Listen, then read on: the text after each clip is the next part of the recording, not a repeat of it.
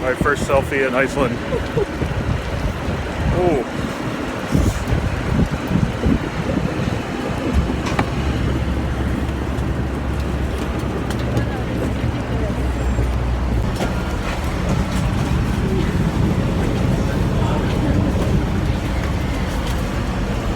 Yo, I landed. I'm in Iceland. It's cold and rainy and I am driving. I didn't know I could drive in Iceland, but here I am driving a car in Iceland. All right.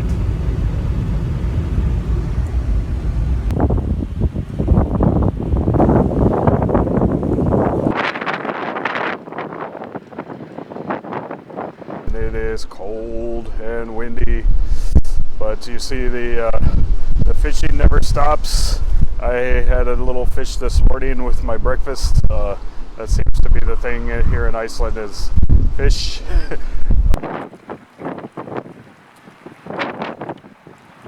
Today I'm going to do some Bujinkan training here in Iceland. That's not something I ever thought I would say, but the Bujinkan's funny like that. It brings you experiences you're never expecting and maybe not prepared for. But I'm really excited to be here, and I think that's one of the most amazing things about the Bujinkan is it's really a worldwide family.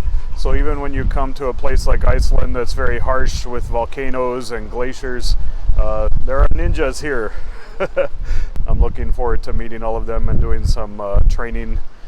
Earlier, a few weeks ago, I was in Tokyo and I was training with Hatsumi Sensei, and now I'm in Iceland doing some training here, so it should be a good time.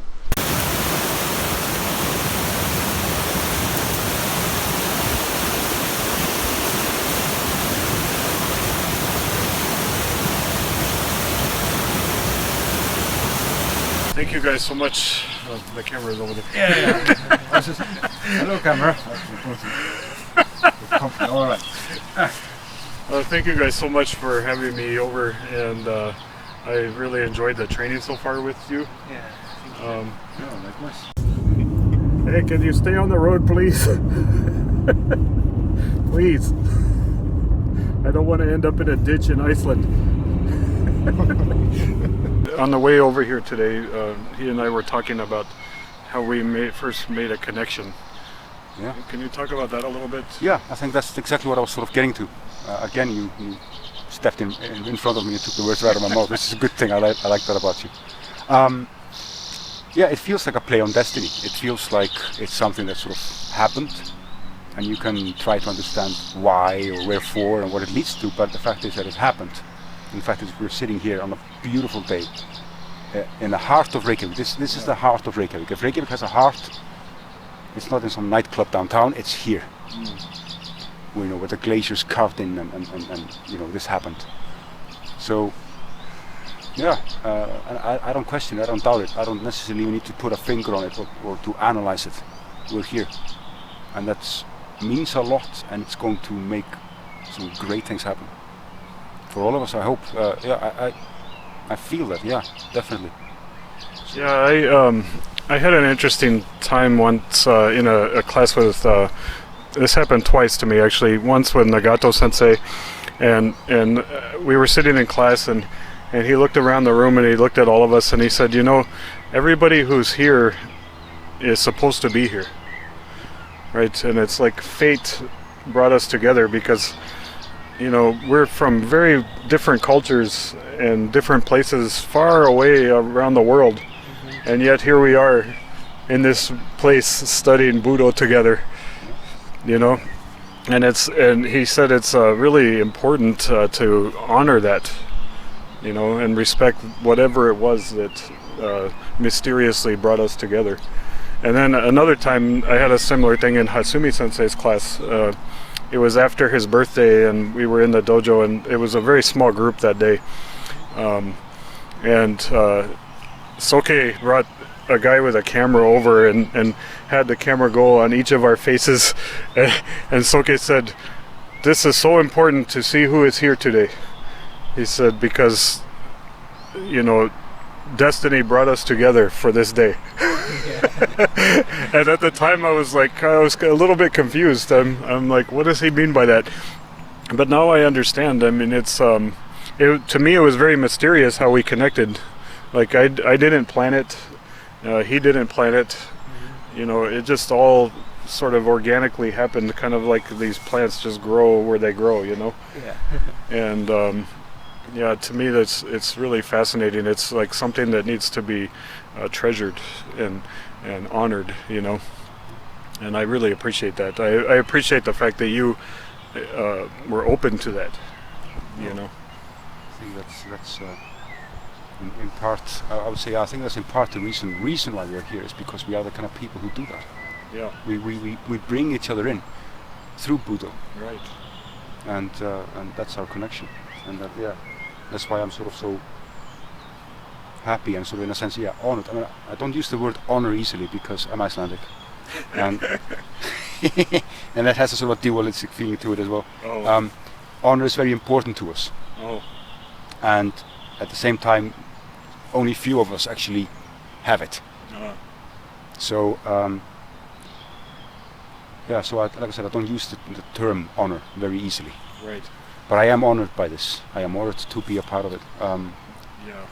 and that's sort of where it stays with me, really. You know, it kind of floats in space, a little bit like what we were doing today. Yeah.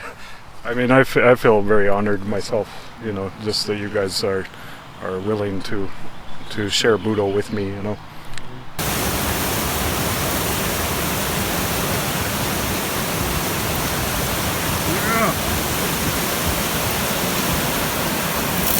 I hope it looks cold, but plumber down there. The feeling.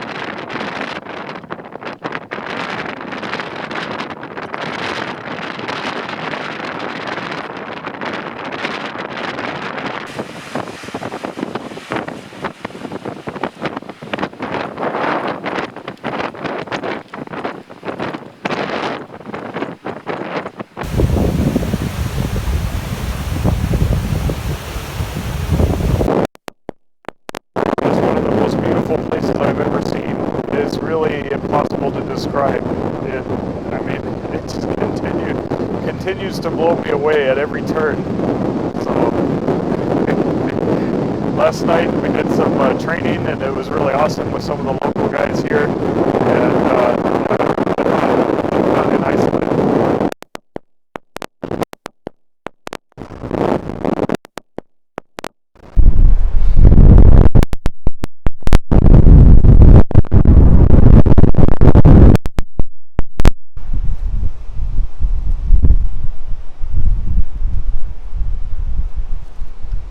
What brought you into the Bujinkan to begin with? Whoa, that's a really good question. That was quite some time ago. No, I think that's a question I've actually even asked myself. I don't know. You don't know? I really there are memories and thoughts of it. Ever since I was a child, I disliked martial arts. At the same time, I had sort of this appeal for this idea of the ninja, someone who was concealed and a bit mysterious, had Right. secret knowledge, had something more than what meets the eye. But at the same time, I found them really silly. So I think by attaching myself to the Bujinkan, I'm in a sense in sort of opposition to myself. I see. So yeah, and how did it begin? It's like an internal conflict. Well, yes and no. I don't think I discovered the Bujinkan. I think the Bujinkan discovered me. I think it sounds very lofty, but it's kind of the truth. Till in the Netherlands, by some weird occurrence, I sort of stood up and thought to myself, I wonder if there are other people doing this. So I went on the internet and I sort of started looking it up, and I discovered yes, there were other people doing this. Yeah. And I found my my teacher, Marco Verhey, and I think my entry and history with the Bujinkan is about as grey and murky as anything else that we do, and I kind of like it that way. Yeah. It's a mystery to me. Yeah, So- sure. Yeah, I don't know, where is everybody? I'm looking. I don't know where they all went.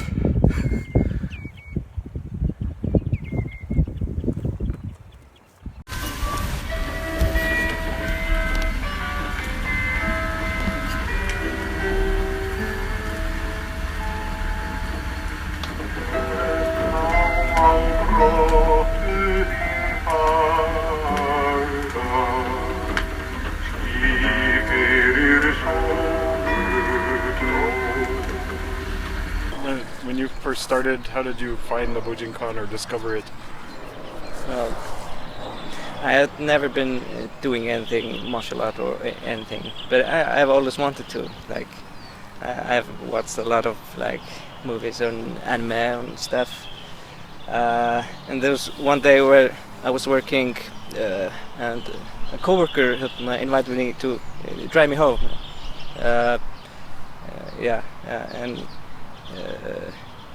her husband had like ads in the back seat on the floor, and it said ninjutsu, and I was like, ooh, what's this, ooh.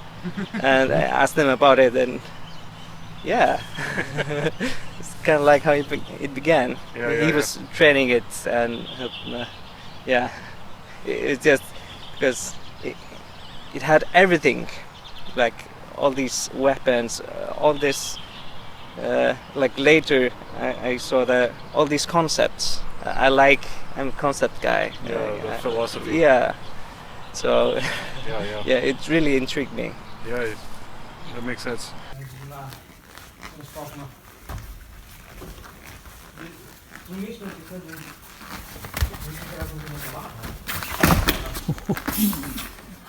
I kept her up, okay? She's not dead. I think You put a camera on me, I go crazy. I know. I'm gonna have to report this to the authorities. The short time that we've been together, how do you feel about the training we've been doing? Yeah, great. It has been a lot more details, like all these little like fingers, all this the kukan and subtle things that we have been doing more of the basics. Now I think we have been ready for the higher things for some time, like this year, and then you come and give it to us, and I really gave it to you. yeah.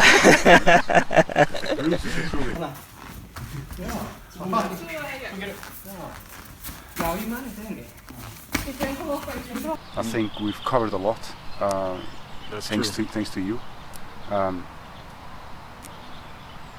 It's and the connection to the heart of the Bujinkan is sort of stronger to what's going on and what you have given us, and it sort of opens new doors. And I think, of course, obviously, for which I'm very grateful, very grateful.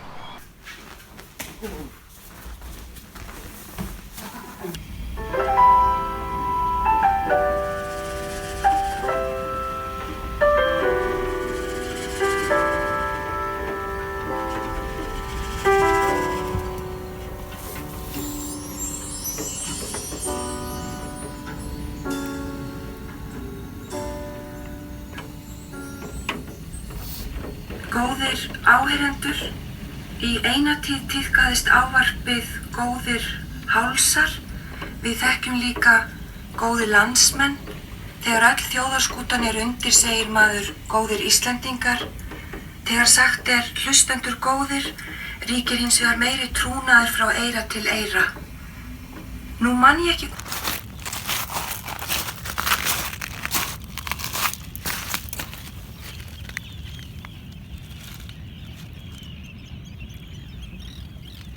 This morning I got up at before 4 a.m. and I've been driving for 4 or 5 hours, I think, just so that I could come here and see these glaciers calving off the main glacier and falling into the water.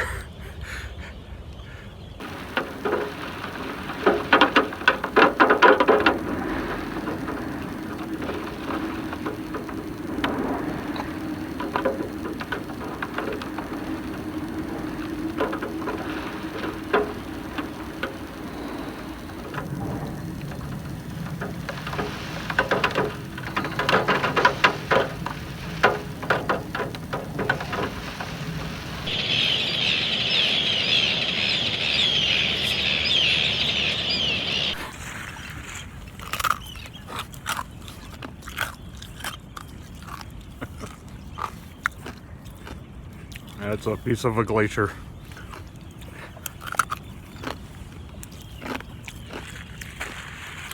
Yep. It's like a nature snow cone. So I'm guessing this ice is thousands of years old, and it melts right in my mouth.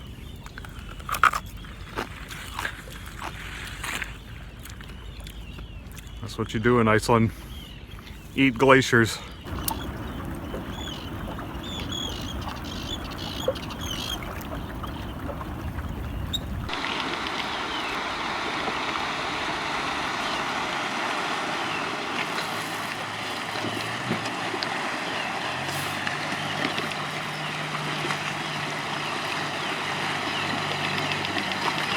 Today we were working on this kata fubatsu, and had you done this kata before, or is it new to you, or? No, I can't remember. So I don't think so. What do you think about it? How did it? I liked it. It showed me that it can be like to make it all work. You just have to be more relaxed and soft. All the softness, it's so really effective. Yeah. Or sometimes maybe a little bit too tight, or what should I call it? Like, yeah, doing it too much. Too much force. Maybe. Yeah. Yeah. You have to just relax and be casual. Right. It comes to you. Yeah. Hatsumi Sensei, he's so soft. When I attack him, anytime I attack him, he's so soft that it's really nothing. Like you feel nothing from him, and this nothingness destroys you. It's really fascinating, you know. I think through this just training with you, of course, we in a sense got confronted with the way we train a bit, with ourselves. I don't consider myself. I'm open to the idea that I can be forceful, and of course we are full of bad habits that we need to use moments like this to sort of work on, or to pinpoint in a sense. But I think, for instance, my own downfall generally tends to be eagerness. I tend to be sort of, oh yeah, let's go, let's do this, and through grasping, through eagerness, I tend to sort of miss out on stuff. So today my big moment, to call it such, was really this idea of letting it go, and that's something that I miss from my own teacher in the Netherlands. You know, I miss that softness. And then I sense that in you, and that's good. It's sort of nostalgia to me. Yeah, right. That there is this guy who is able to sort of go, oh yeah, but you can do it like this too, and shows you how, and you get reminded of that, that it exists, and that's wonderful. Thank you. Yeah. Oh, you're welcome. I appreciate it. Yeah, I mean, there's kind of like it happens to every dojo. Like I always joke and call it dojo inbreeding. Yeah. Because if you only train in your dojo and you only experience that all the time, after a while the techniques and the feeling gets kind of inbred. And then it doesn't it doesn't evolve. So it's good to have sometimes an outside influence, you know. Yeah. Get new ideas, right, new things to spice it up. Yeah. I am really using I have to be, now I'm not going to go on here because I have to resist this idea of making several politically incorrect statements about inbreeding. Inbreeding, yeah. Well, I think maybe I can say it because I'm a foreigner, but I think it's been an issue in Iceland in the past, huh? Yeah. Yeah. You should go to some of these villages in the north where he comes from. You know, you can see it's not a good thing. There's a reason we have an app for it. Right, you guys even have an app for it. Yeah, you can bump and see, oh, it's my fifth cousin. My wife at a family reunion. So when you meet a girl, you can pull up the app and see. Yeah, you can't do that. And does everybody have it or no? No. Not everybody's doing it, but they should actually, because the thing is, there's a serious. It's all funny, but at the same time, it's quite serious because they are trying to eradicate certain hereditary diseases. And the fact is that if, for the sake of argument, me and Ingimar were to have a baby.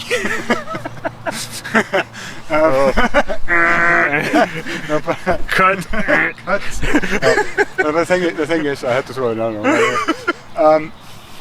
No, but the thing is, it is actually quite serious because it's been a topic in discussion here in the medical community, or that certain I might meet a girl and okay, we hit her off and and and it's not just the fact that she could be related to me, it's the fact that she might carry genes.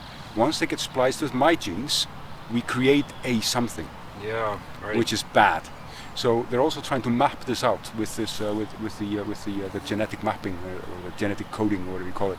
Yeah. They're trying to sort of locate those genes, and then you might sort of fall in love with someone, and the doctor will say, sorry, Oh, I don't know, go for you, mate. that's pretty sad. Yeah. Yeah, but well, they can't control that, obviously. But no, they might sort of raise questions, or they might even use that knowledge to prevent something, Right.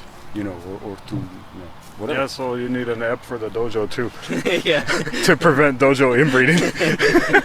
I wonder if you could come up with something like that. Nope, sorry, you can't train here because of possible dojo inbreeding. Have you trained here before? Right.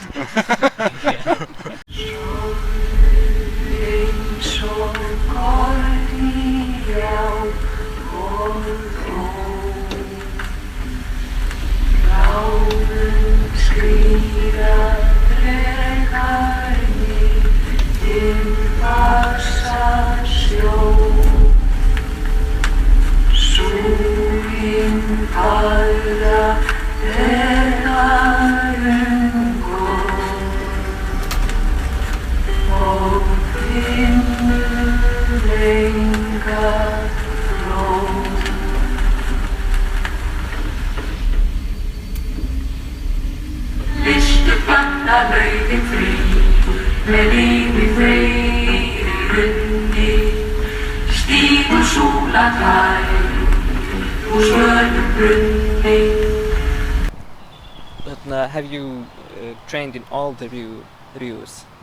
No, I have not trained in all of the ryu because there are 3 of them that Soke doesn't really teach. Yeah. Yeah. So they 3 of the schools in the Bujinkan he never really teaches.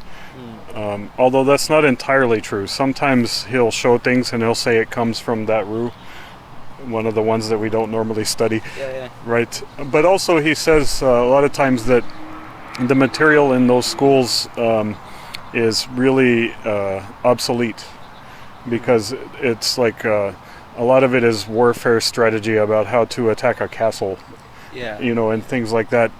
So first of all, you can't really study it in the dojo so much, right? But also it's obsolete. It's not really applicable to modern day situations. Yeah. So that's part of the reason he doesn't teach those things. But I don't know the complete reason why. So no, I haven't done all of the ryu.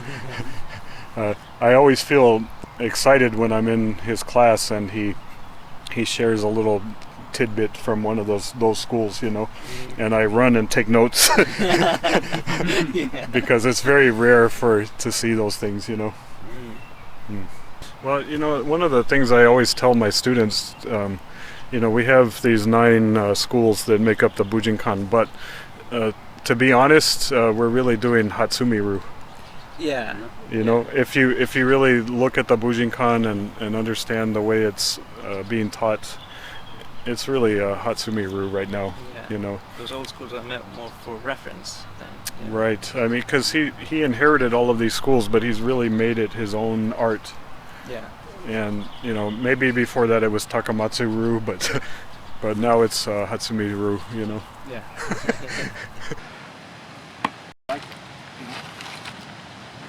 Nobody else does that. In my opinion. Could do it. Oh, nice! You got it. It is possible. There you go. Oh, nice. You want to try? Yeah, I'm going to. Yes. I'm just trying to see how you're doing it. It's just, how would I explain it? Explain it many times. I think my ideal version is sort of like a dokunokamai. Oh, Kinda. And it's the same principle as with shuriken. yeah, Just keep your arms straight and just let it go. like a bow shuriken. Yeah, like a bow shuriken, yeah.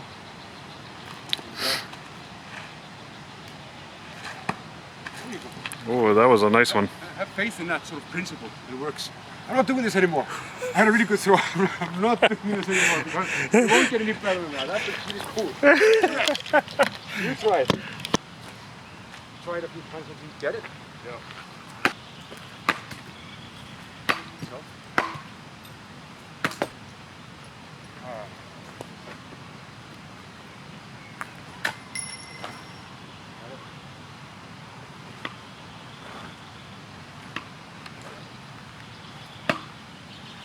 Yeah. Oh.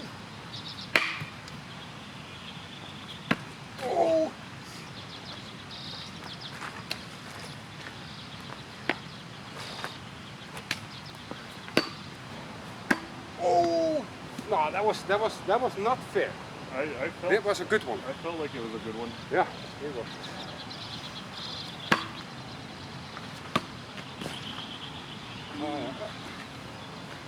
Yes. Oh, that one counts. It stayed. For a part of a second, it stayed. Meet Rudolph. Earned his name. Rudolph got his name today. So I'll try to throw him one more time.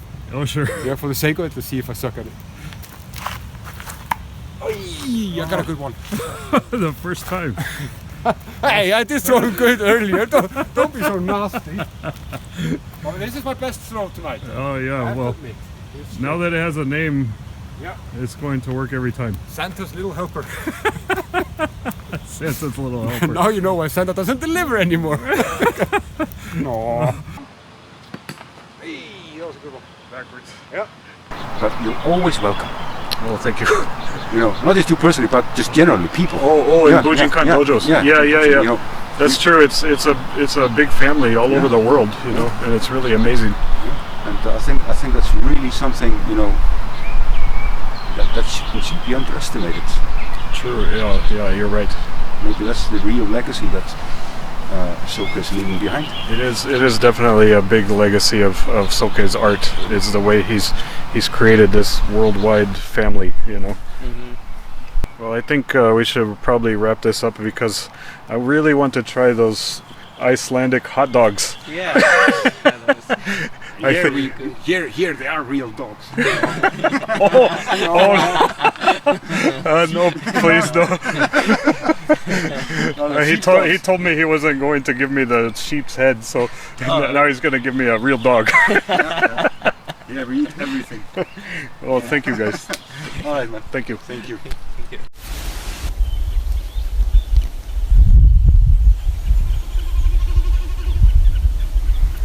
This morning I got up and went for a hike, and I stopped for a quick traditional Icelandic lunch at the side of the trail.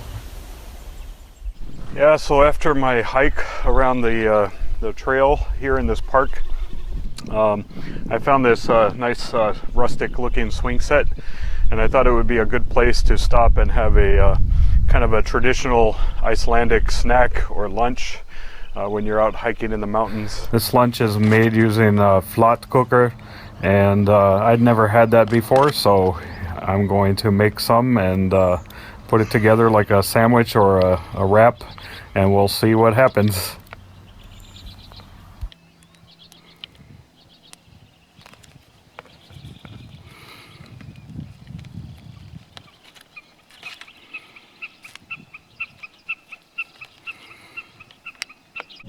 All right, it's time to give it a good taste test.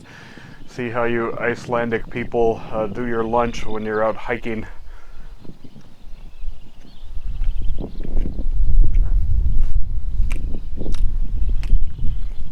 Oh yeah, that's pretty yummy. I don't know about the lamb, but everything else is pretty yummy. And after my hike, this is certainly satisfying.